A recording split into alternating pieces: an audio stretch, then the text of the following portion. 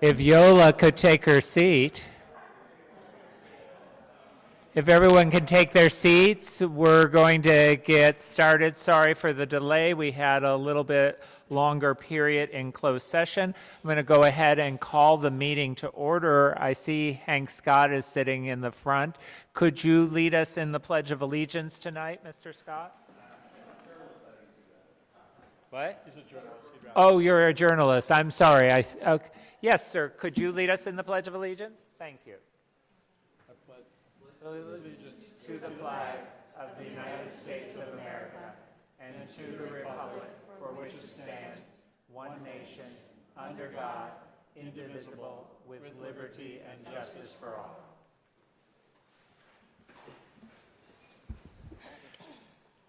Yvonne, can we have a roll call? Yes, Councilmember D'Amico. Here.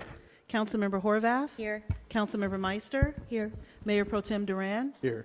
Mayor Heilman. Here. We have a quorum. Thank you. And now we'll have a report on our closed session agenda. Our city attorney, Mike Jenkins.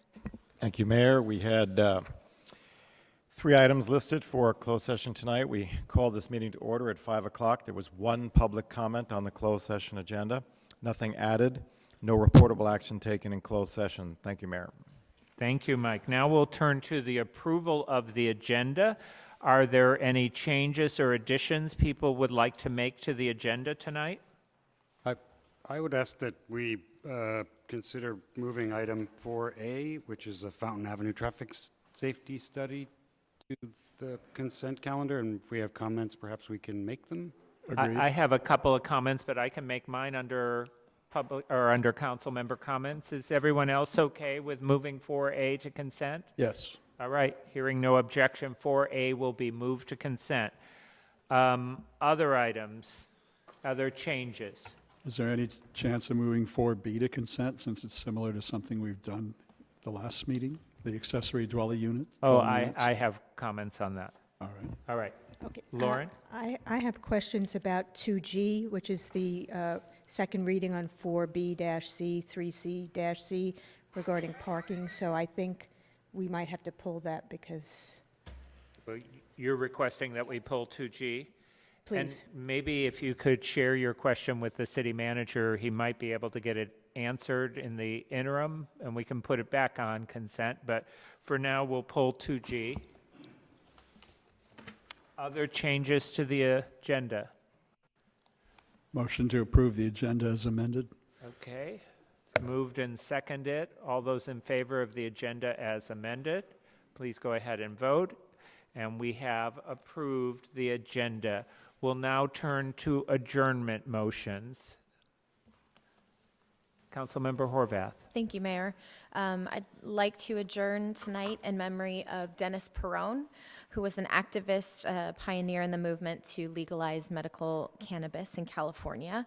He recognized the health benefits of cannabis during the height of the AIDS crisis in the 1980s and was a force behind the San Francisco ordinance allowing medical marijuana, which later helped propel the passage of Prop 215 and legalize medicinal use throughout California.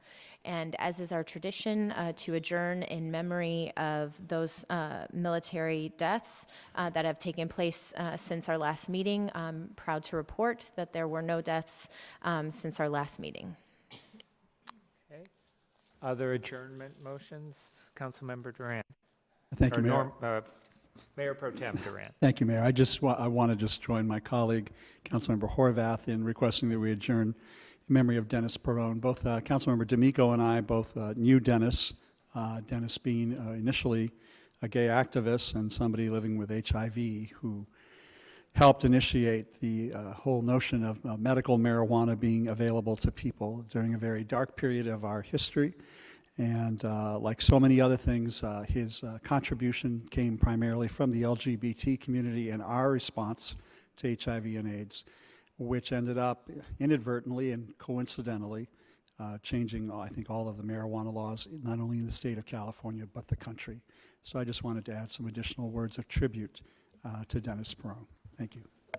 And I guess I would say the same. I leaned over to John to say that the 3 of us, Johns, knew Dennis in a very remarkable person, and and there he was working in West Hollywood. I worked at AIDS Project Los Angeles from the consumer side of the medical marijuana question, and certainly John Duran on the law side and John Heilman on the city side. And it's just a kind of remarkable thing that there are so many people like that in West Hollywood who change our world for the better. And once again, we tend to invent the culture that other cities consume. And Dennis, here's to you.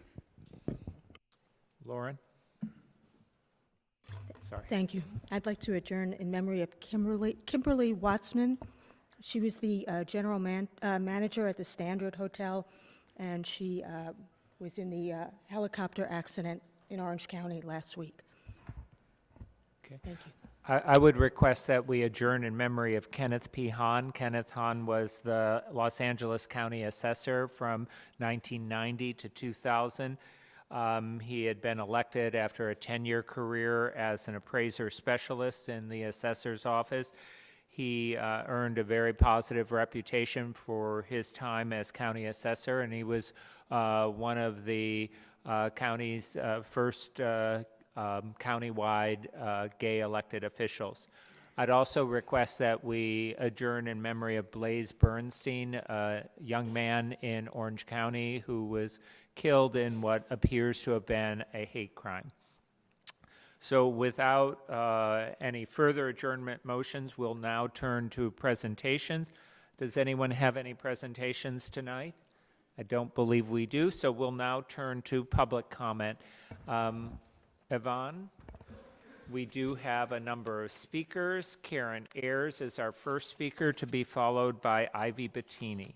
And Mayor, I'd like to make a quick announcement. We apologize in advance. The podium is pushed over to the side for the special study session tonight, so on television, some of the speakers may appear to be a little bit more in the dark than usual. Okay. But we can see you, Karen. That's all that matters. Good evening, Mayor Heilman and council members. I'm here to speak in support of item 2R, the paid family leave policy for the city. Paid family leave has become critical to guaranteeing that families are able to thrive in our changing social and cultural environments. Paid family leave is also critical to the advancement of women, as it is proven to increase labor force participation, earning, and their importance to national economic growth. Women with access to paid leave are 40% more likely to return to work after giving birth than those without that access. So it really pleases me as a private citizen to see the city taking on this effort, and I look forward to seeing what happens in the future for this issue. And just a quick comment, we do have our production of the Vagina Monologues coming up on February 17th and 18th, and we hope to see the whole community turn out for that. It's going to be great. Thank you. Thank you. Ivy Bettini, to be followed by Melanie Luby.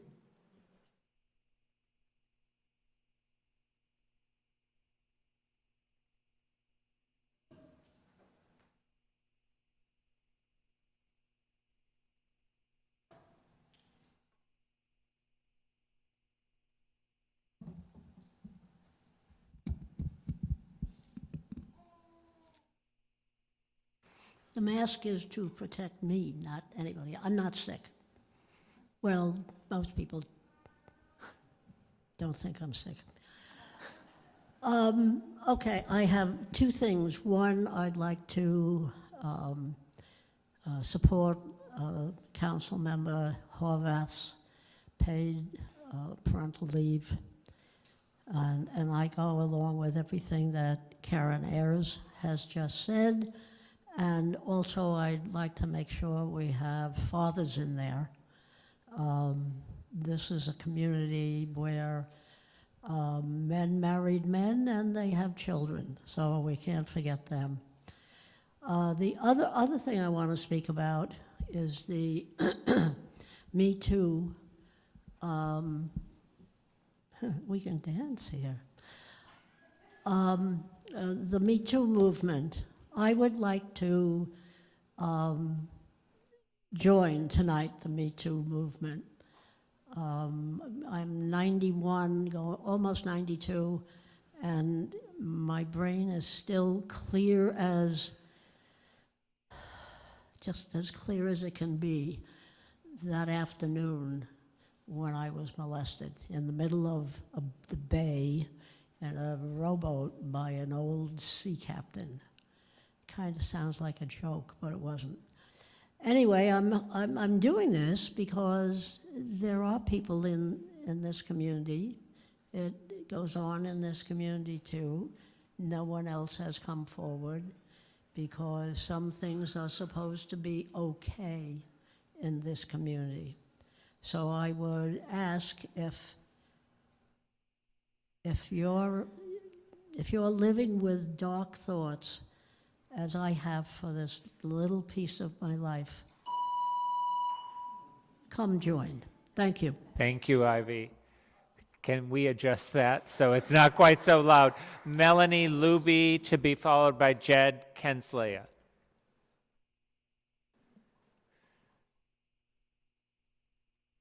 Hi. Good evening. Hi, Mayor Heilman and council members. I'm also here to speak on behalf of, sorry, Loretta, to our measure. As a parent of young children and an advocate for maternal mental health, I can speak to the stress involved in returning to work too soon after the birth of a baby due to financial reason.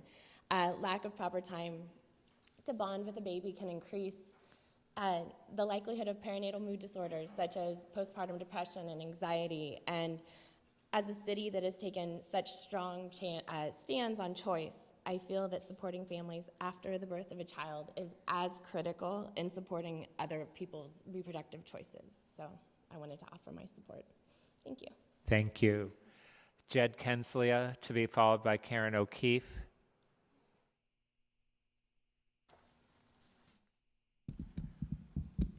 Good evening, Mr. Mayor and council members. It's nice to be back here, actually, after a number of years. My name is Jed Kensler. I'm the Communications Director for the AIDS Healthcare Foundation, which we recently launched the Healthy Housing Foundation with the purchase and repurposing of 2 properties, the Madison Hotel in downtown Los Angeles, a 220-room SRO hotel, and the Sunset 8 Motel in the heart of Hollywood, a 27-bed facility that we're going to repurpose for homeless transitional housing for families with children, particularly with the priority on housing people with chronic illnesses, but not necessarily HIV or AIDS. I'm here to speak on item 2V, the resolution to oppose and amend State Bill 827 by Scott Wiener. I'm going to ask on behalf of both AIDS Healthcare Foundation and the Healthy Housing Foundation by HF that you just straightforward oppose the bill. This bill is another means of taking away local control of planning decisions that really should be made on a local level. There's no amount of amending this bill that we believe that will make this into something meaningful towards solving the housing and affordability crisis here in California, in Los Angeles, and in West Hollywood. The building that's happening and will continue to happen under this law is luxury housing. It's not affordable housing. It's not low-income housing. It's not going to replace everyday housing that is being lost to Costa-Hawkins. 1995 was the beginning of the end with the passage of Costa-Hawkins, and it's had a devastating effect, including here in West Hollywood. We urge straightforward opposition to this. I'd also urge you guys to consider we are sponsoring a measure to repeal Costa-Hawkins, which would not restore rent control. It would just return control to the local level here as well. Thank you. Thank you, Jed. Karen O'Keefe, to be followed by Jeff Bailey.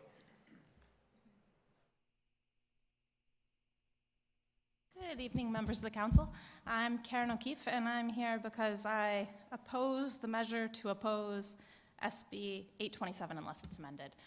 There might be some amendments that are desirable to 827, but I read the sponsors of the resolution's op-ed that was posted on WehoTV, and my understanding is that they asked that West Hollywood and some other cities be completely exempted from 827. In our state and in our county, we have a crisis and a lack of adequate housing. It's just a basic issue of supply and demand. We're not building as many units as are needed for a growing population. Our city itself actually lost about 3% of its population between 2000 and 2010. So while I applaud all the good things that we're doing for inclusionary housing and to create some units, as a whole, our population declined during those 10 years, and we're part of the problem. We're part of the reason that there are people that are homeless, that are living in substandard housing, that are doubled up and tripled up and quadrupled up, and if we don't build up more, then we're just going to continue to see more and more people on the streets and in substandard conditions. And so while maybe some changes, I didn't have time to fully study the bill, so maybe some changes would be prudent, completely exempting ourselves and other cities from it is just continuing to do what's happened. And that city's saying, we don't want this housing in our backyard, we want to preserve the character of our neighborhood. And when you multiply that by every neighborhood in the state, which is what's happening, what you end up seeing is people that don't have anywhere to go. And we need to address that, and I would like to see us, if there need to be some changes, they should be more modest than completely exempting many, many cities from it, but just because they set aside some housing. Thank you. Thank you, Karen. Jeff Bailey to be followed by Carol Kravitz.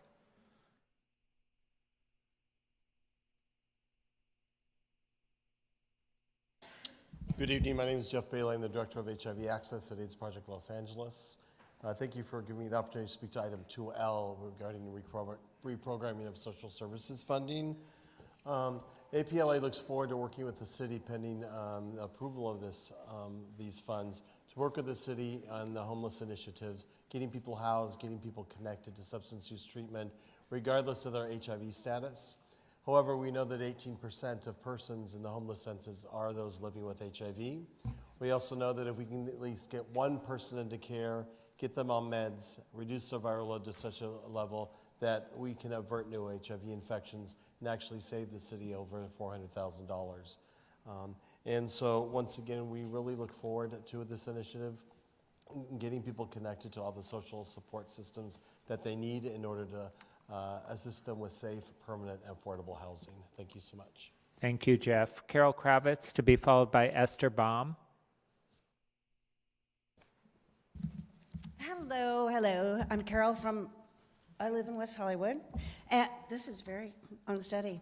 Happy 2018. I'm here to fetch a little bit because I wasn't here at the last meeting and there was a report on the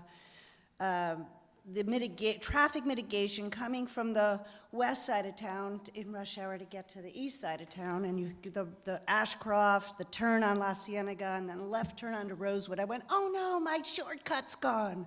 And then I read in today's 4A that you're taking away my other shortcut, which is to turn left onto Hayworth past Fairfax. So if we're gonna do that, which kind of sucks, but we really need a left turn light at Fairfax and Fountain, because that left turn lane is very short, traffic gets backed up a lot, and so if there's not a left turn, it's just going to be crazy mad if people can't turn left off of Fountain to get into their neighborhoods. So that would be good. I really support the resolution on 827, good going, and I'm really worried about the Methodist Church that's closed on the corner of Fountain and Fairfax since we're here. And every time I pass it, I go, wouldn't that be a great place for the city to do something for the homeless? Because I did a lot of work there in the 80s and 90s for AIDS Project Los Angeles, and I think it would be really important. Thank you. Thank you, Carol.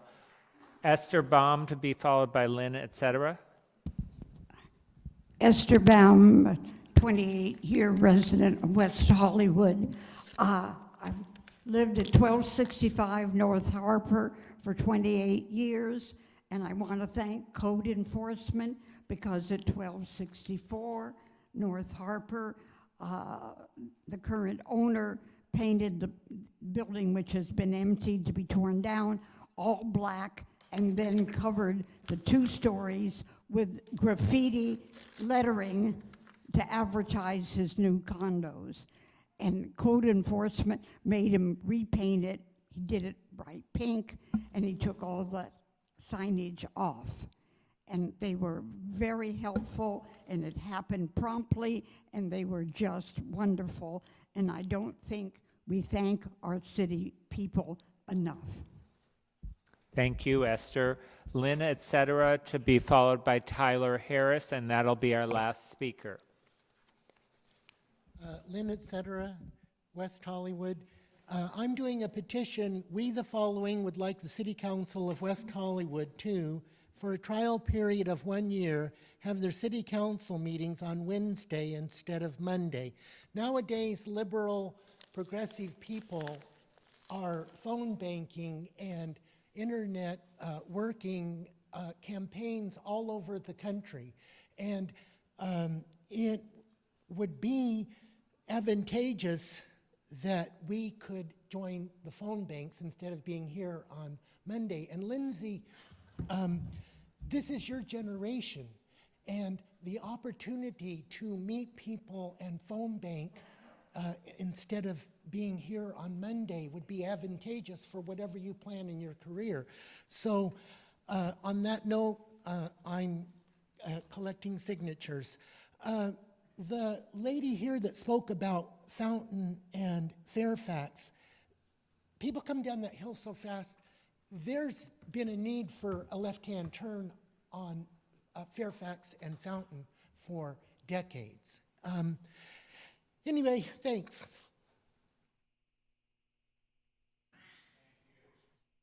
Thank you. Our last speaker is Tyler Harris. Oh, and thank you for leading us in the Pledge of Allegiance tonight. Gotcha. First off, kill off all the animals. They eat, they drink, and they breathe, all things we need. Second, outsource all the AIDS financing to a third party. Keep it out of the LGBT.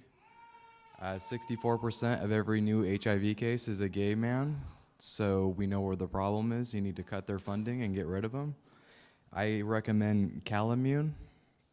Number 3, deport all the illegals. There are 1 million illegal aliens in the city of Angels alone, and there are 55,000 homeless people.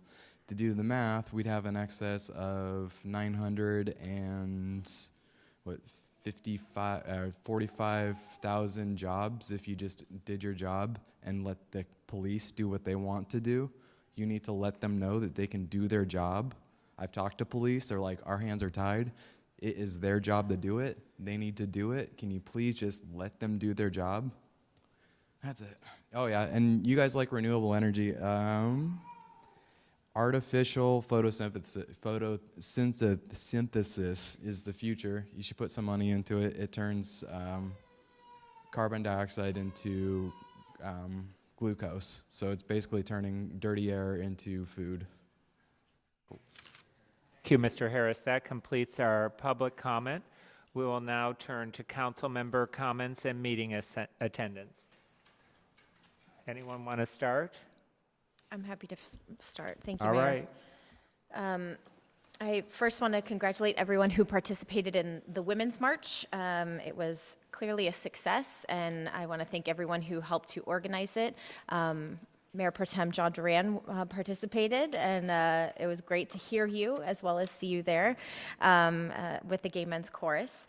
It was a really exciting event and a great way to start the year. I wanted to acknowledge Black History Month.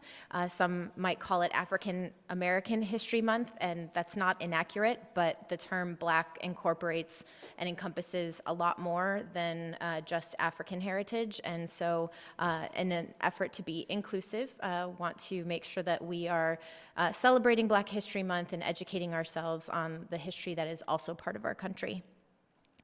On item 2E, at our last council meeting, we had some discussion. I raised the issue about outreach and the process ongoing that had originally started as the R2 to R4 study. I think there's an understanding in the community that people think that this study is ongoing, but from the conversation we had at the last meeting, staff felt that they were directed to discontinue that effort.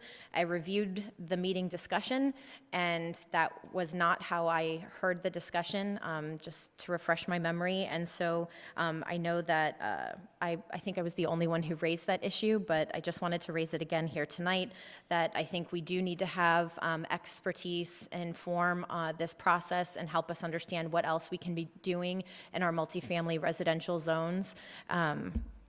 I think that that was part of the process that the community expected, and to not do that part of the process, I think skips over an important part of what we were trying to do in reviewing our multifamily zones. 2G, I believe, is it pulled for further? Okay. So I'll hold my comments on that. I'm glad to see item 2K, the completion of the pedestrian signals on Santa Monica Boulevard, and I just want to thank our staff for their hard work in being in getting that done. I know it was a long time in the making, but it is now done, and there have been many compliments to the city as a result. So thank you for that work. Item 2N recognizes a mid-city traffic study that was done, and it's important to do these neighborhood traffic studies, but I would like to see us accelerate the completion of the citywide traffic study that we asked for in 2015. I think we need to be mindful of the impacts that one neighborhood can create for another neighborhood when we're doing these neighborhood studies, and just kind of doing things in a vacuum might be creating a problem elsewhere. On item 2V, I am going to support this item as it's written. I do think that there's opportunity for discussion with Senator Wiener, and so that's why I think opposing unless amended is the right way to go. We did start this conversation with Senator Wiener through California Contract Cities at the beginning of January, and expressed to him that some cities, like ours, our entire zoning ordinance could be invalidated if this measure were to pass. And so Senator Wiener expressed that he was willing to work with cities who wanted to work with him to target the language specifically to not do that and to not invalidate our local ordinance. And so I think that's, I think this is the right approach, and I want to thank my colleagues for bringing it forward, but also leaving open the opportunity to have the dialogue, because I think the intention to create housing around transit stops is a good one. It just might not be realized properly in the way the bill is currently drafted. I'm also glad to see the fountain study added to the consent agenda. There were several improvements that are identified in this report that were identified in the bike ped plan several months ago, and so I'm glad to see that those are finally coming forward, and I want to thank my colleagues and staff for bringing that forward. And just to report on meeting attendance, I represented the city at the Contract Cities Liability Trust Fund Oversight Committee. I represent the city on the Clean Power Alliance, which used to be called LACE. This is the city's new utility, and there will be a discussion item at our next city council meeting about establishing rates for our commercial customers in the city. There will be more information forthcoming, but it's very important that we remain engaged with this new utility that will be serving our community. I represented the city at the California League of Cities Transportation, Communication, and Public Works Policy Committee, on which I am now the vice chair. And I also represented the city at the California Contract Cities Association Legislative Committee, which I chair. Thank you. Councilmember Meister. Thank you, Mayor. As far as attendance, meeting attendance, I represented the city at the West Side Cities Council of Governments meeting. The highlights including a presentation by the City of Los Angeles on their new linkage fee to help create affordable housing, and also a discussion about state legislation, particularly SB 827, where other cities also expressed concerns. I participated in the Greater LA 2018 LA County Homeless Count, and I want to thank all the volunteers, the Sheriff's Department, and our service providers and staff for organizing that and for going out there and doing the count.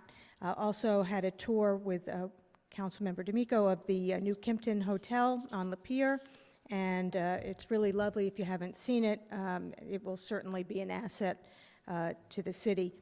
As my colleague mentioned, February is Black History Month, and we have several events. On February 7th at Council Chambers, Outfest WeHo has dispatches from Cleveland. And on February 21st, also at City Council Chambers, the Human Rights Speaker Series, John Lewis, Get in the Way, a remarkable film by Kathleen Dowdy that profiles one of America's civil rights heroes and most honored members of Congress. Regarding consent calendar, Item 2E, the zone text amendment for R3 and R4 districts. I'm supportive of the changes. I do think that it is a first step, but like my colleague, I don't believe that we're done. We still need to look at design standards and ways to mitigate height and mass, and we still need to look at underground garages versus using first floor for parking. We still need to look at height averaging to ensure compatibility, and I'm still interested in a task force of local architects to discuss height, massing, and design issues. 2G, we're going to talk about at excluded consent. Regarding 2L, reprogramming of 2016-17 social services contract savings, I believe there was some interest by the community to find out about CLEAN. I guess when CLEAN got their permits to be open, they offered the city a bed or a room, and so I'd like to get some follow-up on that to find out how things are going and how many people CLEAN has had come in that through the city. On item 2N, Mid-City Neighborhood Traffic Study and Hayworth Avenue speed limits, I'm very supportive. I just want to know how we can get more people involved in petition gathering, because that seems to be the biggest holdup in being able to make some of these changes, especially in areas that are mostly apartment buildings. Item 2V, I appreciate my colleagues' support and thank Councilmember D'Amico for initiating. I think that West Hollywood has done a wonderful job of providing affordable housing through its inclusionary housing program and through its housing trust fund. We've also have projects on the boulevard, on the main corridors that are much larger than was zoned. I don't think that SB 827 is the right solution for West Hollywood. It's a one-size-fits-all solution, and that's not a solution. So I'm glad that we are moving forward with letting State Senator Wiener know that that we would like to see that amended and better tailored for cities. Fountain Avenue traffic safety study. I think this is great. I do think that if there's any way to expedite design and scheduling, summer of 2018 feels so far away, and it seems like every week we have another accident on Fountain. So at the very least, we really have to stay vigilant in having our sheriffs out there. And also, I don't know if we've done this already, but if there are certain blocks that are going to have no left turns onto Fountain, I'm wondering if that signage can go up even before we actually place the medians onto Fountain.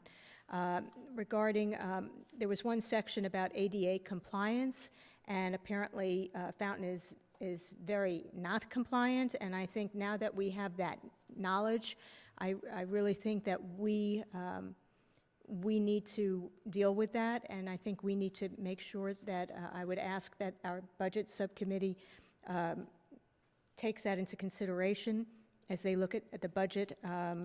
It looks like about $1 million of construction in order to get Fountain to be Fountain sidewalks and curb ramps to be ADA compliant, and I think that we have to do that. And then I think that is it. Thank you. Great. Councilmember D'Amico. Thank you, Mayor. Very quickly, I'll pick up where Councilmember Meister stopped off on item 4A. I'm very happy we're moving forward. We as a council, and Councilmember Meister and I in particular, have spent a lot of time trying to listen carefully to the community concerns and balance the need to keep traffic moving, and I think this is a really strong step, and I just want to thank staff. I think you've done an amazing job in sort of gathering up all of the concerns, and if what happened at the last community meeting was any indication, the round of applause at the end, that's a fairly strong statement of appreciation from the community. So I'd like to thank you for that. Also, I also want to encourage us to move quickly with deliberate haste. And I noticed that on the report, it shows a recommendation for Fairfax at Fountain. It does not show a left turn signal, but I wonder if, as a council, we could just agree that that could be studied and, if appropriate, implemented, because I think one of the things that was discussed in the community meeting was that as we limit turns, it will push more people to streets that have stoplights and ways to get across Fountain. And I think already that some members of the public are bringing that forward. And I would also agree that it's only $1 million to upgrade the ADA compliance of an entire boulevard, which is an important street, and I think that's an important and good, strong use of our dollars. So I think the budget subcommittee moving forward starting in July can look at that, or maybe sooner. I think that's a good use of our funds. I wanted to thank Councilmember Horvath for item 2R, which, as we all know, is about paid family leave, and sometimes things are right in front of your eyes and you can't see them, and I wanted just to thank her for sort of rendering visible what I think is a really marvelous and smart idea, and I guess we'll be hearing more about that as time moves forward. I'm glad we're buying new hybrid vehicles, but I think we also could consider perhaps the next time we need some vehicles in a couple, 3 years, that maybe electric vehicle infrastructure and electric vehicles is something we as a city could continue to invest in. I don't believe these are going to be plug-in hybrids, but I am excited for the fact that we're continuing our long effort of buying hybrid vehicles. And I also wanted to say that we have an item on our agenda about electric vehicle charging at rent-controlled apartments, and that's something that our city led on in the entire state, and we passed an ordinance, you might remember, and now at the state level, that's being picked up, and we're obviously supporting AB 1796 with that effort.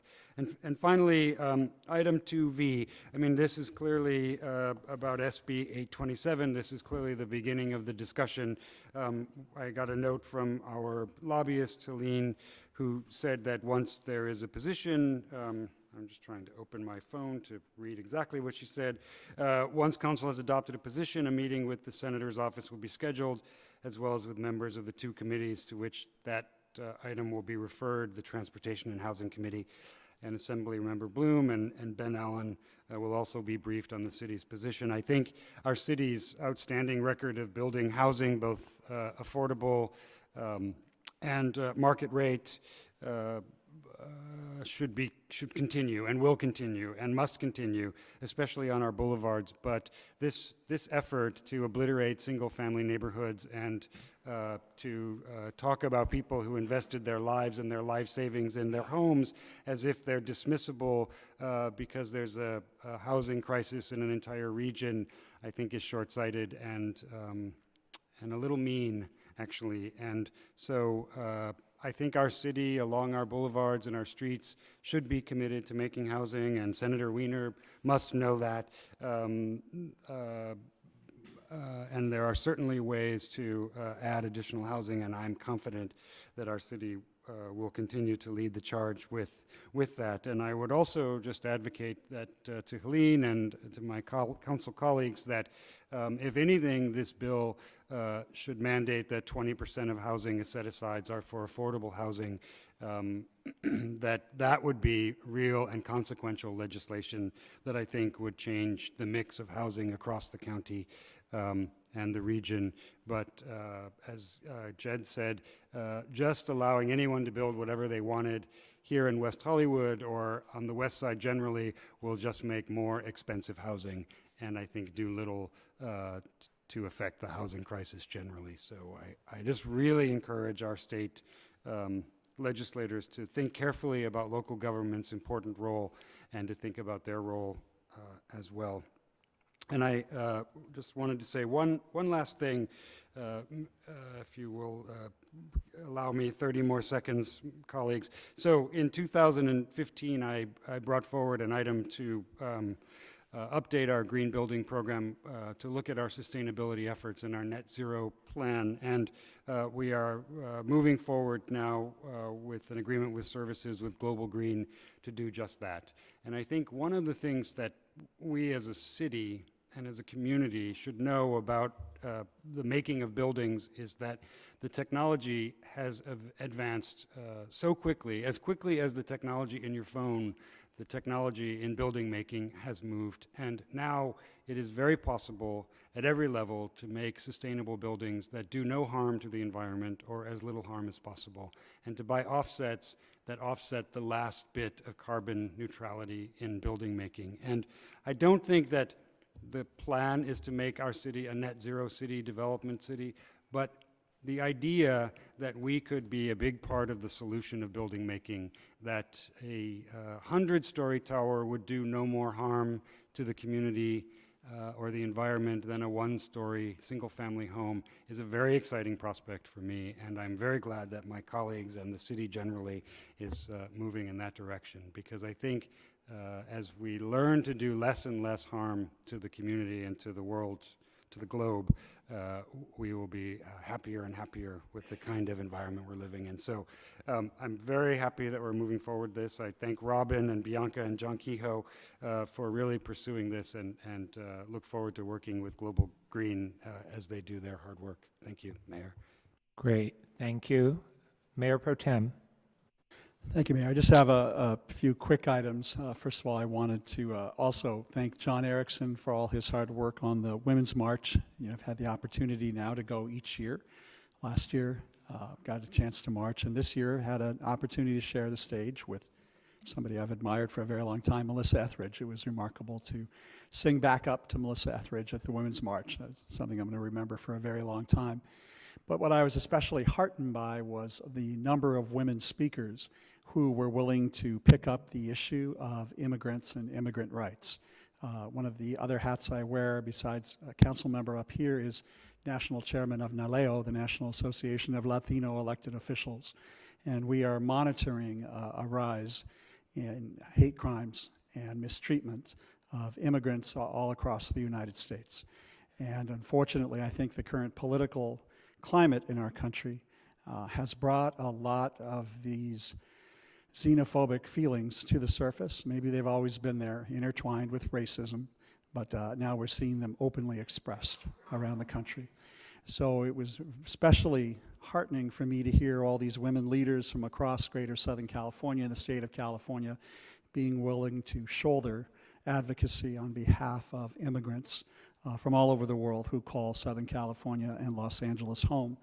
And I'm hoping, I'm not going to ask the city manager tonight, but I just want to make sure maybe in the future we get a report whether all of our city facilities, libraries, parks, pools are open to all, regardless of immigrant status or national citizenship or where in the world you come from. I know that there has been some talk about ICE and other federal government agents attempting to leverage local law enforcement to help enforce some of their roundups, and I'm hoping that our Sheriff's Department and other public safety personnel will not participate in any way in helping ICE round up anyone here in the city of West Hollywood. I also wanted to thank all of our staff who helped make Matt Palazzolo's memorial yesterday so beautiful. As you know, Matt was on the Lesbian Gay Advisory Board for many years, I think as an appointee of Abby Land, Lindsay Horvath, and John Duran. I think we all loved Matt Palazzolo, and he was really a young, bright leader, and to have hundreds of people turn out in our park to celebrate his accomplishments, his achievements over the last decade, his activism on behalf of the LGBT community was especially moving. His father gave an incredible speech as a veteran proud of his gay son, and as somebody who will continue to carry the torch for LGBT advocacy in memory of his son. it was really quite a beautiful memorial. So thank you to all the communications staff, park staff, and others that helped in making such a beautiful tribute to our beloved Matt Palazzolo. Thank you, Mayor. Great, thank you. I just have two quick comments. 2N is an item on neighborhood traffic study and Hayward Avenue speed lumps. There is a typo on page 13 of the report. It's actually referring to the Norma Triangle neighborhood and not to the Mid-City neighborhood. So if that can be corrected before we distribute it to the public. And secondly, on item 4A that we've moved to consent on the Fountain Avenue improvements, you already received direction from Councilmember D'Amico to bring the issue of the protected turns at Fairfax and to see if we can look at that and expedite that. The issue of the enhanced crosswalks, I think we're all in support of that, but I guess my question is, are those protected crosswalks with a light, or are we looking at just enhancing what is currently there with the median? So if that question could be answered, I think ultimately, if we're going to have crosswalks on Fountain, they need to be controlled with a light for the safety of the community, but you're looking in the back.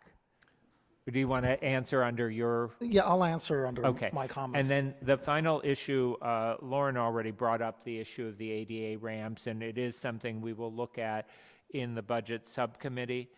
But clearly those were put in by a contractor at some point in our city's history.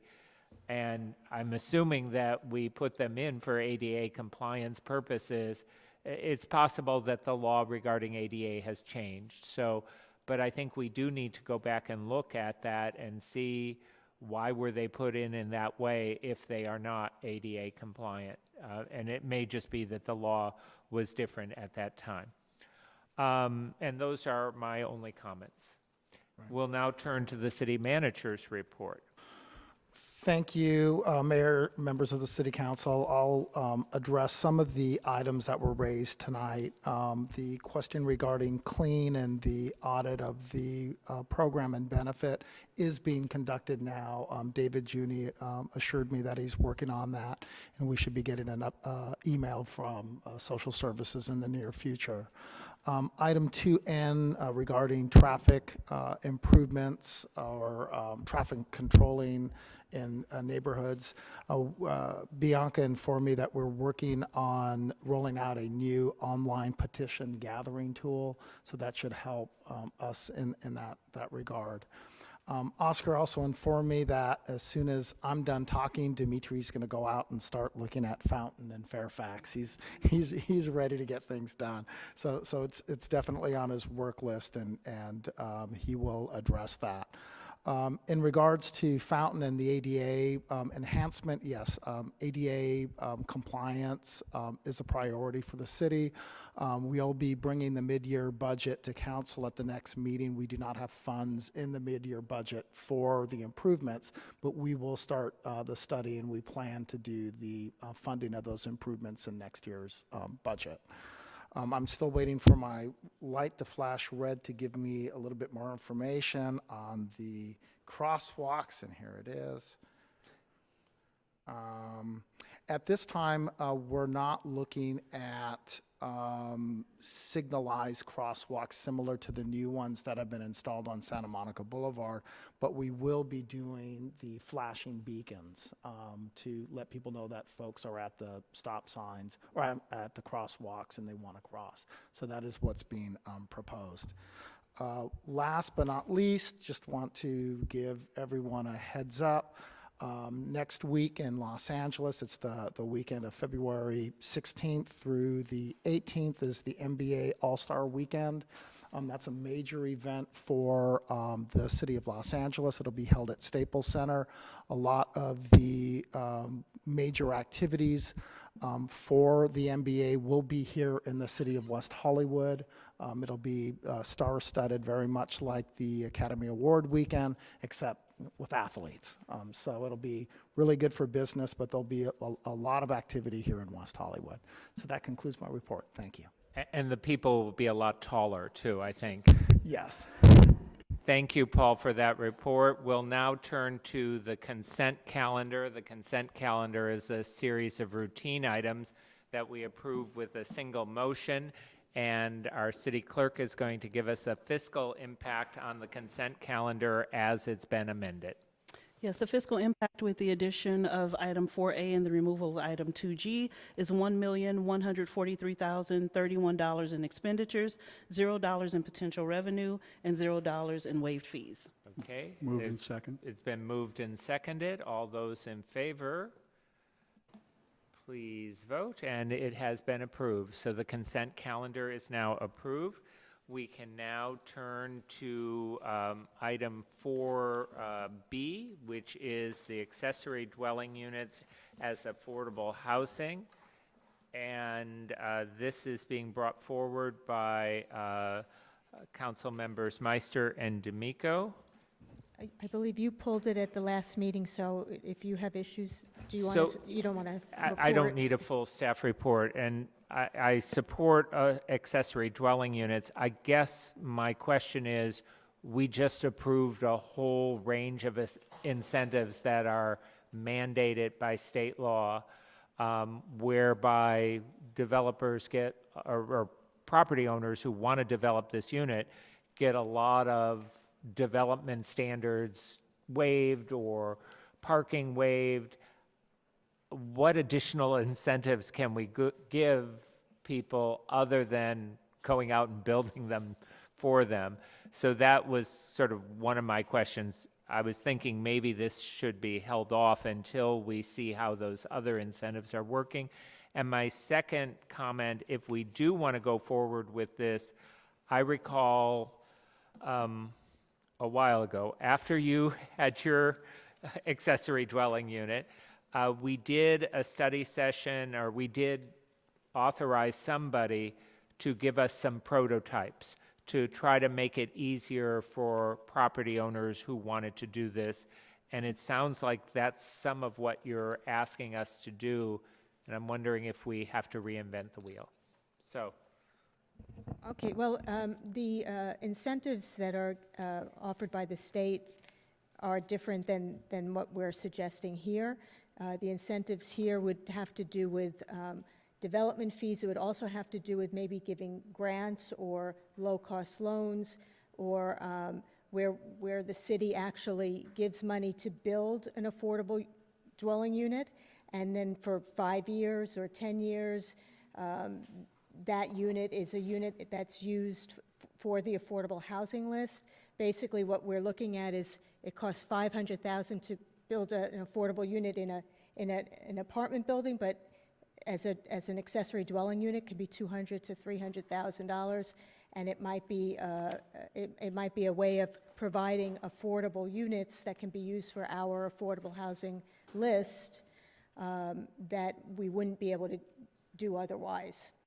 So the recommendation is really to direct staff to research and to come up with potential incentives, and then to come back to us with recommendations. And if that's all we're doing tonight, I'm prepared to support the Right, and look at programs. And that is all we're doing, and I think this is maybe a parallel track for increasing our rent-stabilized housing stock. And really, you know, many people are going to live in this city in their 1,000-square-foot, 2-bedroom house, and to put units behind it has been the long tradition of this city, and this just gives another opportunity. But if people were to build them now, they wouldn't be under rent control. The city wouldn't have necessarily an interest in it, but a landlord might be interested in putting an affordable unit behind their house that's under rent control and maybe has a fixed rent for a number of years, and et cetera, et cetera.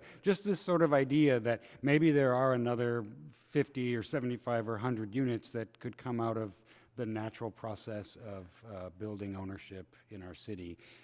So I think this is, I mean, from as I said to Councilmember Meister, this is again this kind of thing of rendering visible this thing that's been there all along, and we have a long history of doing that here in our city.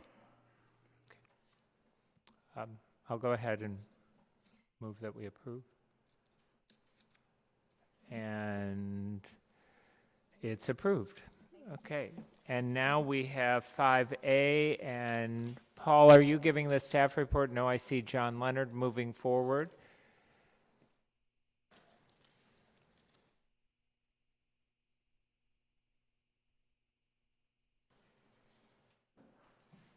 Yvonne, are there speakers on this item? Okay. John. Yes. So I will give a brief overview and staff report of this item. So at the last City Council meeting, City Manager Arvalo gave an update on the city's implementation of its cannabis ordinance. As a part of that update, he indicated that we would bring back an item regarding contact between cannabis license applicants and city officials. So for tonight's item, we have 2 recommendations and are asking council's direction on a third. The first 2 recommendations ask council to adopt a practice prohibiting contact between potential applicants for cannabis business licenses and the Cannabis Application Evaluation Committee that will be scoring those licenses, as well as the business license commissioners that will be approving those licenses. Prohibiting contact would maintain a fair, transparent, and open application process that is equal to all, because the Cannabis Application Evaluation Committee and business license commissioners would not have prejudices that might arise from contact and discussions with applicants before their decisions are made. Lastly, we are asking for direction regarding contact between City Council and the applicants. As part of the staff report, we provided 3 potential options for Council. There could also be other options besides these 3. The first was to continue to allow contact, so continue at the status quo, prohibit all contact between Council and licensed applicants, or prohibit contact for a specific period, such as from the start of the 30-day application period until the top 8 applicants are announced. Paul and I are available for questions. Okay. And among those options, John, I think what we did with waste hauling is that there could be no contact while it was going through the process of being evaluated by the committee or by the Business License Commission, but once the Business License Commission made its recommendations and it was going to appear on the council agenda, then there was the no contact ban was lifted. Yes, I believe that is the case. Okay. We do have one speaker on this, Steve Martin. Steve Martin, West Hollywood. And I was, and I think it's your intent to cover it, but that would be solicitation of campaign funds and charitable contributions and things like that.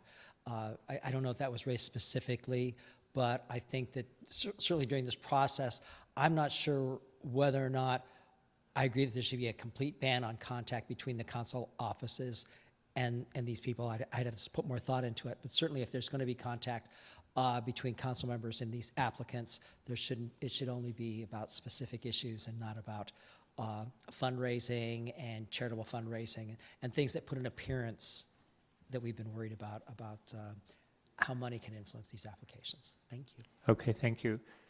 John, was that addressed at all in your recommendations, or is that included within? Campaign contributions were not included within our recommendations, and our recommendations only applied to the Cannabis Application Review Committee and to business license commissioners. We were looking for council's direction regarding contact between council and the applicants. Okay. And so certainly if that needed to be added into the motion for council contact, it could be. Okay. Council discussion. Everyone is quiet. I think that as elected officials, we're expected to communicate with the public, and so I'm open to hearing my colleagues' thoughts on this. I think if we're trying to either prevent an avalanche of information coming in because there are so many people who are applying and there are only so many hours in the day to meet, or we're trying to prevent lack of disclosure or something. The Public Utilities Commission has a process whereby you have to file a request to meet with either a commissioner or a staff person directly. It's a publicly submitted document, and it discloses who you met with and when and all of that, and you have a 48-hour noticing requirement. So there are ways to slow down that avalanche of communication. There are ways to make sure there's transparency around that communication and to document who is communicating with whom, if it's with regard to this policy. But I think since we're opening up a new industry, opening up our city to a new industry, to shut down communication, I think potentially puts us at a disadvantage of doing it in the appropriate way. We had to have a study session with experts in this industry in order for us to understand exactly how we wanted it to work in the city. So I just think to not have the ability to speak with some of those folks at some stage to inform our decision-making might hinder us in some way. I'm very appreciative of the comment that was made about, the appearance of impropriety, and I think it's good that we're thinking about that. Like I said, I'm open to hearing where my colleagues are. I'm concerned about being limited in communicating with folks who help to inform decision-making. Thanks. Mayor Pro Tem Duran. Thank you. I agree with Councilmember Horvath. I think that given that we're about to pioneer in a particular area of policy, that we need to have lots of communication going on rather than less. I think the way to ensure transparency is to require disclosure of all communications, much like we do before an appeals hearing or any other form of public hearing, that we require that either the Cannabis Application Evaluation Committee members or the business license commissioners or council members disclose the person or persons or the representatives who there have been outside communications with, so that transparency is maintained. But I really think, just looking at the current composition of our business license commissioners, I think there's maybe 1 or 2 lawyers on that commission, and the others are individuals who probably don't have a great deal of familiarity with cannabis regulation or nighttime business regulation, security issues, and I would rather have those 7 business license commissioners ask a lot of questions and get a lot of information and have a lot of discussions and then disclose publicly whom they've met with and talked to. So I think this is different in my mind than some of the other issues where we're talking about awarding a contract in areas where we sort of know policy or have decades of experience in policy. We're launching pioneering aspects of brand new policy, being the first out in Los Angeles County, and we've, I think, established a really good model in terms of our ordinance. But I think right now we need more information brought into the process rather than restricting the flow of information. So I don't think we should prohibit any contact between any of the 3 levels, between the Cannabis Evaluation Committee or the Business License Commissioners or City Council. Lauren? I had a question for John. Can you explain the process? So all these applications are going to come to this independent committee, and then it's going to come down to how eight per category, and then it's going to go to business license, right? That is correct. The application and the weighting criteria will be published publicly. The weighting criteria are being developed by staff and the evaluation committee, since the evaluation committee are experts in their respective fields. That will then be publicly published, as I mentioned. Candidates will have about 3 weeks to review that. There will be a public meeting during that 3-week period where they can ask questions of staff, and then a 30-day application period will start. They can submit their applications during any of that 30-day period. It doesn't count if it doesn't help you if you get it in earlier rather than later.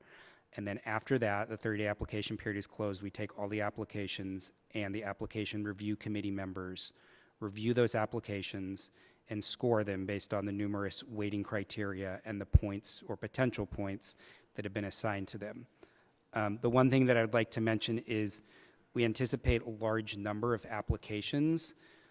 My only concern, and it was mentioned in the staff report, is the volume of meeting requests that we may get and how staff prioritizes those meeting requests.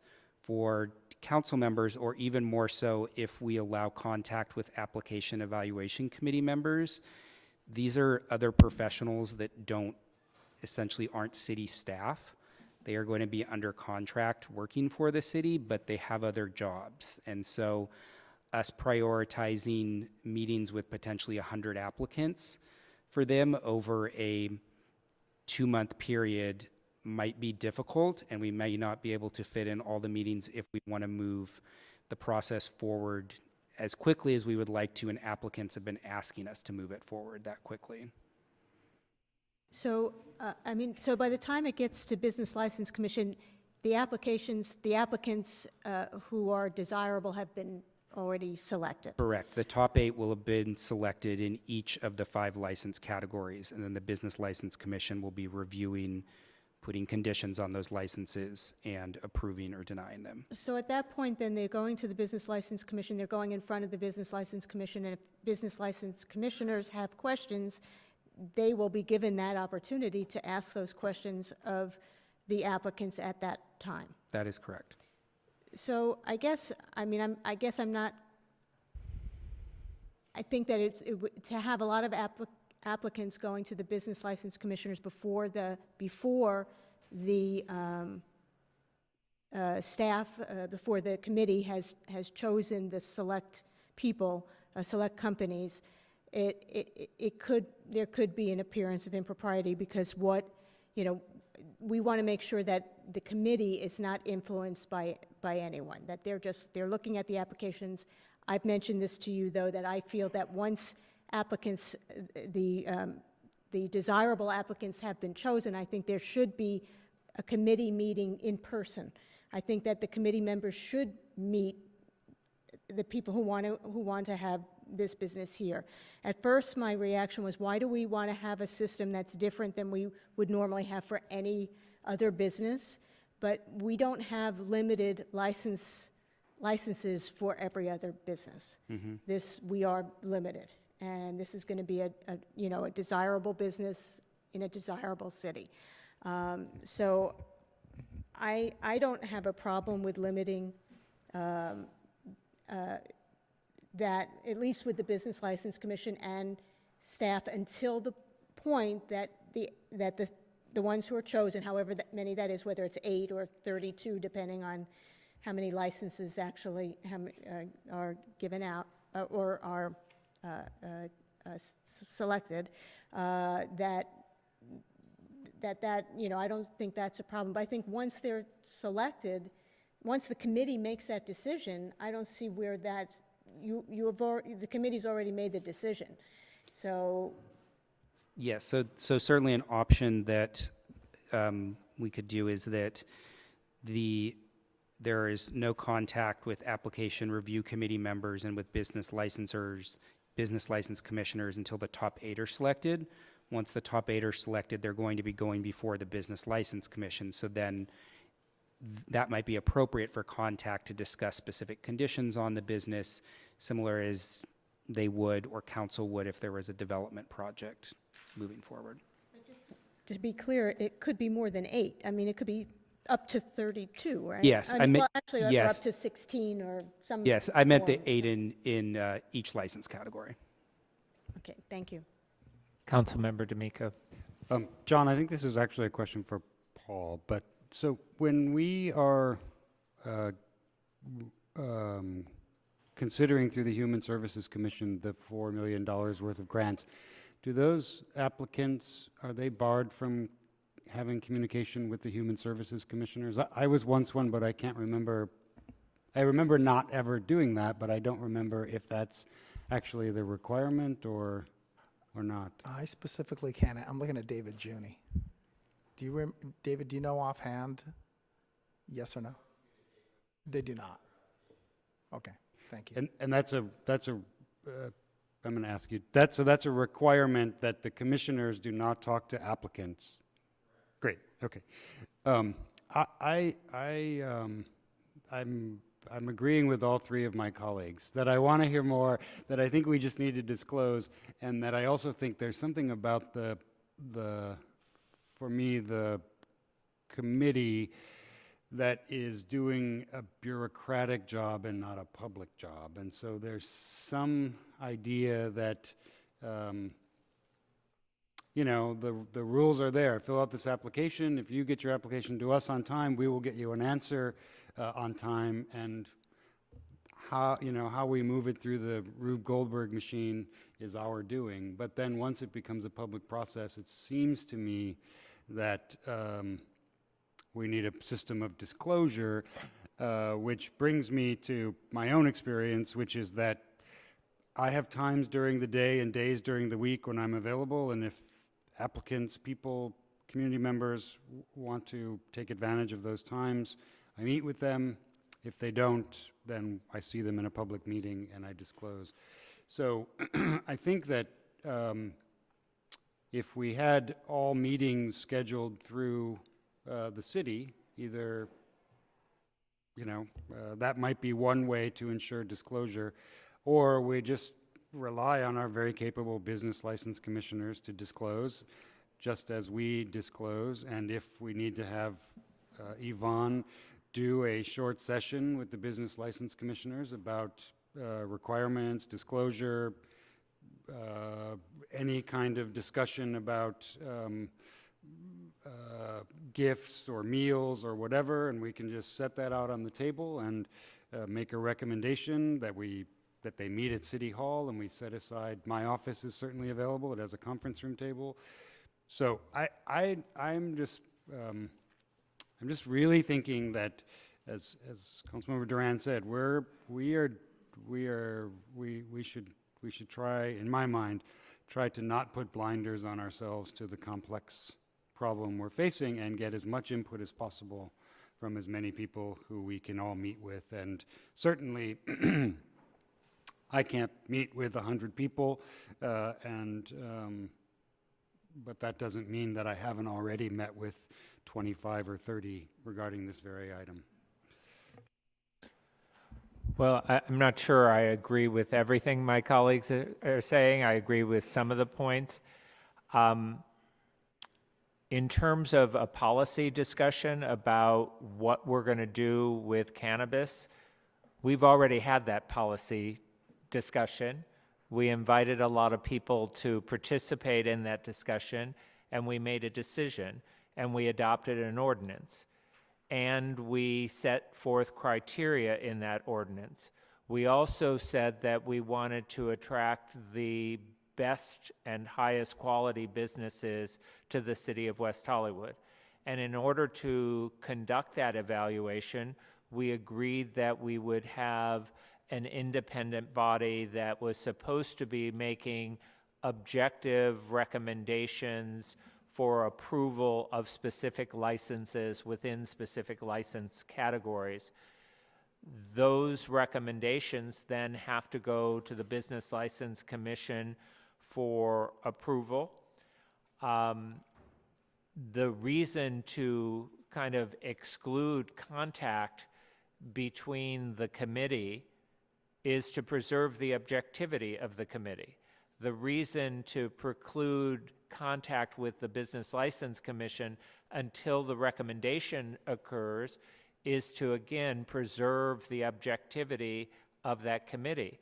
And it's the same reason why I don't think those applicants should be meeting with council members during the process where this is going to the committee and the Business License Commission.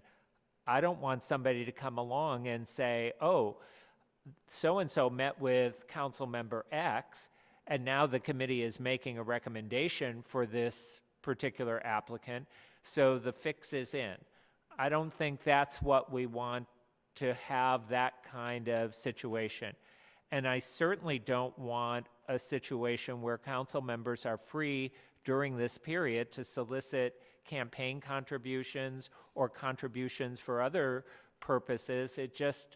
It eliminates that goal that we had collectively, which is to ensure that this process was objective. I think that there is a time when the applicants can meet with the Business License Commission. There will be a public hearing, and it will all be on the record. I think there's a time when applicants can lobby the council. If there are appeals filed, then I think people are perfectly free to lobby us at that point. But as this goes through the process, I'm concerned that we've created a process where we have an objective committee that's going to be objective in name only. And that, at least from the public standpoint, the goal of transparency and objectivity is going to be lost because these people all feel that they can come and talk to individual council members or individual commissioners. And I think we also recognize that these licenses are incredibly lucrative in the city. And that's what I think is going to create problems. It's going to create incentives on the part of the applicants. Many of them I know because they participated in the hearings, and they all seem like wonderful and reputable applicants. But with so much money at stake, I think we need to protect the process from any appearance of a lack of objectivity. And I support the recommendations, and I would take it further and prohibit contact with the council up until the point where a public hearing is scheduled with the council. Well, I have a few fans tonight. Thank you. Lauren? Yeah, I feel like I would prohibit the contact just as the Human Services Department does up until the time that the recommendations are made by the committee. And once it's going to Business License Commission, at that point, I don't really see the harm in a commissioner having, as long as there's full disclosure, a conversation. But I think that the committee needs to be able to do its job without feeling that there's going to be any kind of, political pressure. And at the time of the Business License Commission hearing, that would be, if the commission doesn't like the applicant, then that company or whatever it'll be decided, and then, hopefully there'll be another one to take their place. But I think up until that point, I would like to mimic what the Human Services Commission does in terms of the social services funding. It seems like the link is not between the public and the commission or the council or even the committee. It seems like the link is between the council and the commission and the committee and the commission and the committee and the council. It seems like the decision makers should not be talking to that committee, not the applicants. I mean, I would be much more concerned if one of us was contacting committee members and putting our thumb on the scale and saying, well, we need to choose this one because they want to put it, in that location, versus somebody, calling the committee every morning and saying, love me, love me, love me, love me, love me. So I think I think if there's any forbidden communication, it's between the city council members and the committee members and the commissioners and the committee members. And in fact, perhaps the applicants and the committee members. I really think that should be the staff, and they should be toiling away in some well-lit conference room, with filtered water and whatever. But once it becomes once there's a public, there's no reason to keep applicants from talking to people because we are not having any influence over the decision. City Manager Aravallo. I apologize if we didn't articulate this as clearly as we could have in the report. I think there are really 3 tiers of communication. The first tier of communication is going to be with the independent panel that is ranking and rating the applications. From our perspective, it's critical that there be no dialogue with anyone, any of the applicants and that committee. This is a lot like a public works bidding process where we're going to meet, explain the application, explain the questions, and tell people how to answer it. And if there's any additional conversations that occur during the review process, it could taint the conclusions and potentially create liability for us. We're not going to be sued by the 8 companies that are awarded the licenses. We're going to be challenged by the 100 that are not. And I think that review committee, the panel of experts really needs to have a firewall between them and the applicants. There will be a study session that the assistant city attorney will lead for all of the applicants to go over, ask questions if need be, modify the questions based on that input. But after that, they're going to be submitting these applications, and it just creates a fluid and challenging situation if there are independent calls going into the panel. The other 2 layers are less of a concern to us, but the first one, just more from a legal liability perspective, we really believe that firewall needs to exist.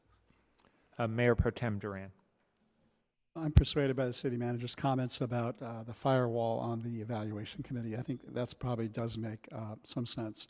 I think on the business license commissioner and the city council, though, need to allow for some form of communication. And I'll just point out, Mayor, that although it's true we set up an objective system of criteria, we also included some subjective discussion around West Hollywood branding, that we wanted something to look like, feel like, resemble West Hollywood.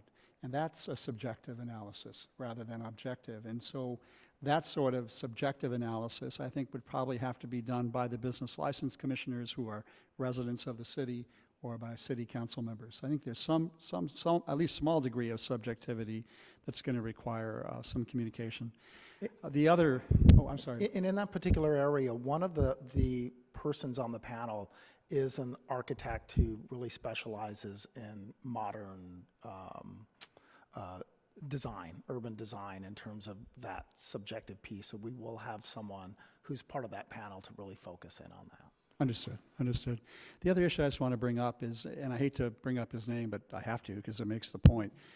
Bill McNeely is, I assume, one of the applicants, somebody I've known for 30 years, since he was the general manager of Circus Disco. I mean, so I've known Bill McNeely for 30 years, and we've been talking for 30 years, and at some point, you know, I'm going to see Bill, and it's just going to be odd that I'm not allowed to talk to people like Bill McNeely, people I know in the community who may be applicants. If I end up talking to Bill about his application, I think that's something I should have to disclose then in the public hearing, that we had an outside of council discussion about his application. The other issue that at least may come up for me is my criminal defense practice, representing individuals who have been prosecuted for marijuana distribution, possession, et cetera, under medical marijuana defense. I don't know if any of them are going to apply. I mean, obviously, Scott Himmler was my very first cannabis resource center client here in the city of West Hollywood. I don't know if he's going to submit an application, but he's an example of many individuals over the decades that I've represented. Now, I suppose if it turns out that a former client of mine ends up becoming an applicant, then I will have to ask the city attorney whether I have to recuse myself because I represented this person in court 15 or 20 or 25 years ago. But if that issue comes up, that's something I think I at least individually have to run by the city attorney to see if I'm conflicted out any portions of those hearings for past medical marijuana clients. So just another example, I think, of you know, some of the problems inherent with a complete ban on any discussion, because some of this discussions have been going on for decades, and we're just in another stage of that discussion around adult use of recreational marijuana. Mr. Mayor, I'd like to just comment, if I might. At this juncture, we have no applicants. And so there's been a lot of communication with policymakers, namely yourselves. There will come a point when those who wish to do business in the city in this area will become applicants. And at that point, they will have a certain status. And I am very concerned, as Paul indicated, that this process be done as carefully and deliberately as possible. And so I want to just emphasize my view that the Cannabis Application Evaluation Committee, which consists entirely of outside people who've been asked as experts to simply evaluate the merits of applications, not be subjected to a barrage of lobbying when they're doing the task that you've assigned to them, which is to basically be a group of outsiders who are utilizing their expertise to rank the applicants. And any sort of lobbying of that group, it seems to me, would serve to potentially prejudice their task, which seems to me to be very discreet and very clear. With respect to the Business License Commission, I think it's fair and accurate to say that this is a commission that's been relatively inactive for a number of years. They have simply not had occasion to meet very often or to meet on very many substantive issues, which is fine, except that now they're being faced with something that is going to be way outside their experience. And to subject those commissioners to a barrage of lobbying by those who are selected, the 8 who are selected by the committee, and innumerable others who are not selected, in order to get them to change and to reverse the committee's rankings, I think is unfair to the commission. I don't think the commission has the experience, and I don't think the commission has had the benefit of the kind of experience that, for example, you have, and for example, that the Planning Commission has had over the years, frankly, because it's been a very active commission that has had to deal with many, many applicants for development projects going over the years. And so I think that we need to not put our commissioners in a place where they're not comfortable and where they've had no real experience and where they're going to need an exceptional amount of guidance if they are subjected to this kind of lobbying. I don't have any concerns about, because you've seen it all. So I will conclude my comments there. If you want to be subjected to lobbying, if and when appeals are taken from the Business License Commission decision, and disclose those contacts, more power to you. I think that's fine. But I do have concerns about lobbying and ex parte contacts before it gets to this level. Thank you. So I know we need to wrap up. I see a number of people who wanted to speak still. At a minimum, the city manager and the city attorney are recommending that there be no contact with the evaluation committee. Is everyone comfortable with that? I would just add that I think we need to be clear, the council and the commission shall not contact them either. Yes, I'm okay with that as well. All right. So, and then with respect to the business lobbying of the Business License Commission, it sounds like from a time standpoint that that's not going to happen right away anyway. Is there a way that we could defer that discussion and maybe have some more specific recommendations with respect to Business License Commission at a later date? I would just say that if the application is due on February 15th, they're going to get calls on February 16th, even if there isn't a decision by the committee. But I don't think they've even created the criteria yet. The committee hasn't created the criteria yet, correct? We anticipate finalizing the criteria within the next few weeks. There are substantial draft criteria in place. We're finalizing the last committee member today or tomorrow, and then once that occurs, we will have the 5 committee members reviewing the draft evaluation criteria, making comments on those, and we will be finalizing them.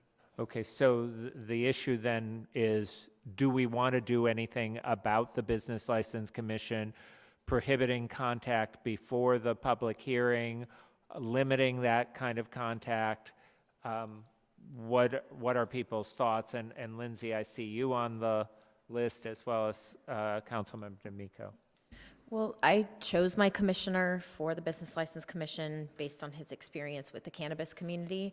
So it would be just to be honest, it would be my natural inclination to have conversation with him about this, not necessarily to influence, but to have a discussion. So I would like to know what sort of guidelines we're going to have around that. And I still would like to raise, there are things about cannabis businesses that I do not fully understand, that I rely on outside experts to help me understand and inform my decision making, not sway my vote, but inform how I think about this issue.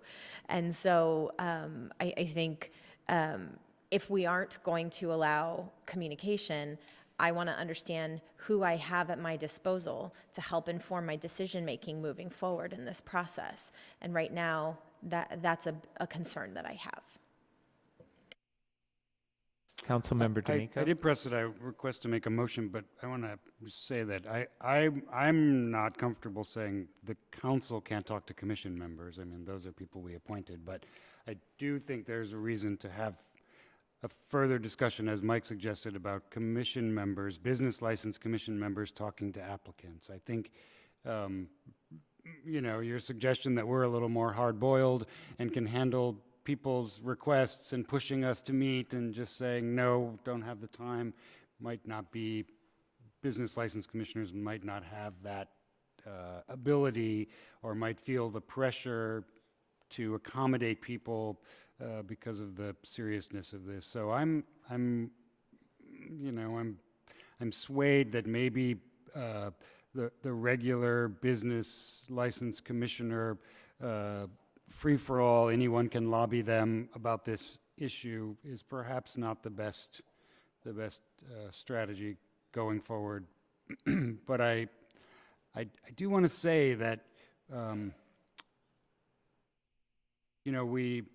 if you remember a year ago, this was in the hands of staff, and we said, stop. We need to have, we need to open this up. We need to have community meetings. We need to go visit places. We need to do this. We can't. And what blossomed out of that was this incredible set of ideas that we're now contemplating. And I have a sense, as Councilmember Duran said, we're looking for businesses that are consistent with our city's sort of way that we organize ourselves. And I think that will show itself in how people interact with our public face. And our public face is our commission and our council. And so I guess what I would say is, if we're not going to have direct interaction between commissioners and applicants, then what I maybe want to suggest is that while the applications are being reviewed, we have public meetings in which applicants come and ask questions and talk about who they are, show us what they want to do, and that can be completely separate from the application process that's being reviewed in a conference room, a well-lit conference room at City Hall by 5 people who are separate from our lobbying, the commissioner's lobbying, and the public's lobbying. And so if that is something that we can do, that at least brings lots of daylight to the applicants get to show the community what they're applying for, instead of just 2 sheets of paper that, or 5 sheets, or however many sheets they send in. Because I do think that there's going to be interest in this, and there is a lot of money at stake, but there's also a lot of impact this is going to have on the community, and the community should be able to weigh in. So I would suggest that maybe we do limit contact of commissioners to applicants, but in parallel with this application process, before decisions are made, we have public meetings in which the applicants can come and present their ideas to the commission, just as sort of information meetings. And in terms of our schedules and strategy, I think we can handle ourselves, as the city attorney suggested. So if that's a motion, I would make it, but I want to know if there's a second for that. I'm not quite sure what the motion is, but that's... The motion is that we don't allow contact between commissioners and applicants, but we have two public meetings that the commissioners attend. It's a commission meeting. They get used to talking about cannabis. They hear from applicants. They hear the language, the way in which people are proposing the city, and we have a sort of public face to this, and that we don't allow any contact with the committee, and that the city council members take care of themselves. Maybe, and I'll repeat back what I think you're saying, and if it's not what you're saying, then correct me.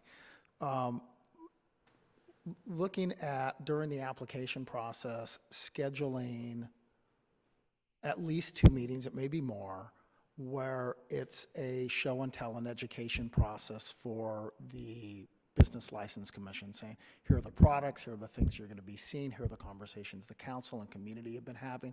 So it's an education process for them. We could work with applicants to come in and do descriptions of products, and we could do it based upon the 4 categories of licenses. The concern, though, is just going to be the timing of that, and John's getting red up there. I think the concern with it would be is the timing of when those meetings would occur. Would they occur after the top 8 have been selected or before the top 8 have been selected? In my mind, it happens before the top 8 have been selected, because we're just educating the business license commissioners and the public generally about the kinds of products, the kinds of businesses that are run, the kinds of ways people are going to make deliveries. I mean, there's long lines at MedMen, but I'm guessing 35,000 people haven't gone through there, and that's how many residents we have, and they should find out what actually gets sold in there, and how does cannabis get delivered, and who gets to buy it. So I think we owe the public at least that.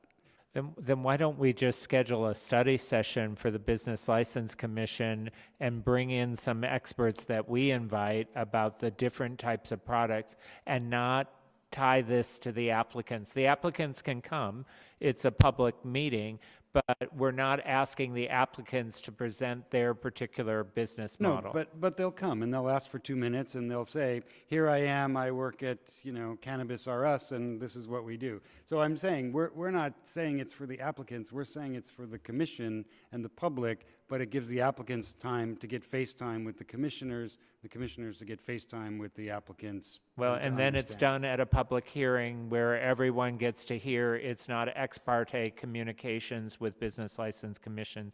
I think there's a difference between having that policy discussion about the policy discussion we had, and a specific applicant meeting one-on-one with a business license commissioner and telling them, I want you to support my application and here's why we're so great. If they have that conversation, they can do that at the business license hearing, which is a public hearing where they'll have an opportunity to present why they're the greatest thing and why the committee was wrong in recommending all of the other entities.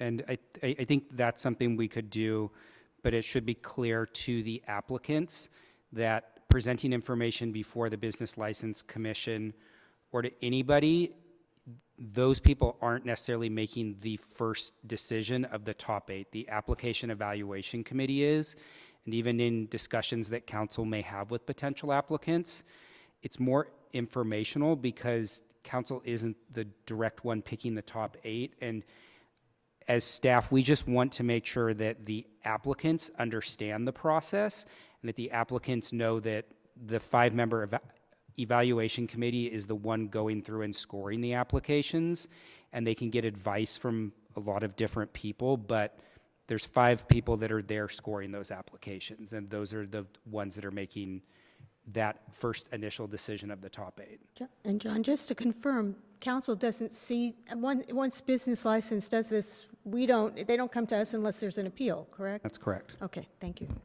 Okay. So Paul, we need to make some kind of motion or something. Okay. And what I'm hearing is, at least from John D'Amico, is maybe we do want to restrict the contact that applicants have with the Business License Commission other than some kind of public study session-like item where business license commissioners can get informed about the different cannabis products.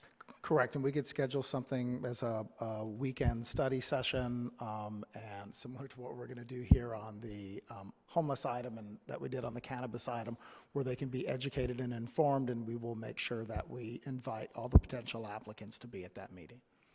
And all those applicants you know, because they would have submitted their application. Okay, is that your motion? Yes, that would happen after the applications were submitted, and I would know the university would tell them we're having a public hearing. Okay. Is there a And second? to restrict the communication of council members and commissioners with the committee, and leave it at that. Yes. Okay. That's included in the motion. You have all that? All right. I do. Excellent. All right. Any further discussion? Can we vote? Okay. It's approved. Thank you. We're going to take a break. I apologize. We were going to schedule, Also, staff recommends that we Yeah. just table 2G to the next meeting. 2G is tabled We'll until just table it to the next meeting. So we Okay. can get on with the All right. study session. If there's no objection, 2G is tabled until the next meeting. We will take a 10-minute Mayor? recess while we're setting up for our special study session. Yvonne? My apologies, we have one public speaker. We have one additional public speaker. Yes. Who is that? Ed Levin? Ed Levin? You had general public comment? Okay, come forward.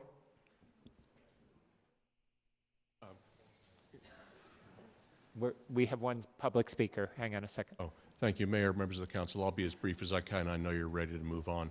Earlier this evening, you approved on consent 2E, which was R3 and R4. Altogether a good thing, but it does not go far enough. Last July, you rejected staff's request to extend a contract of a consultant to do further study on R3 and R4, and you were right to do so. It was a complete waste of money. At that time, a couple of you suggested forming a task force as a more expeditious and effective way to proceed, but you gave staff no direction, so staff thinks that you've dropped the matter completely.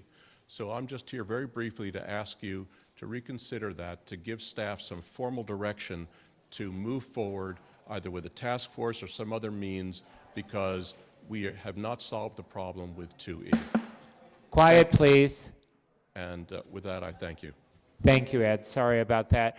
We now will recess briefly for 10 minutes. We'll come back and we'll begin our study session on homelessness. Thank you for everyone who's participated in the first portion of the meeting.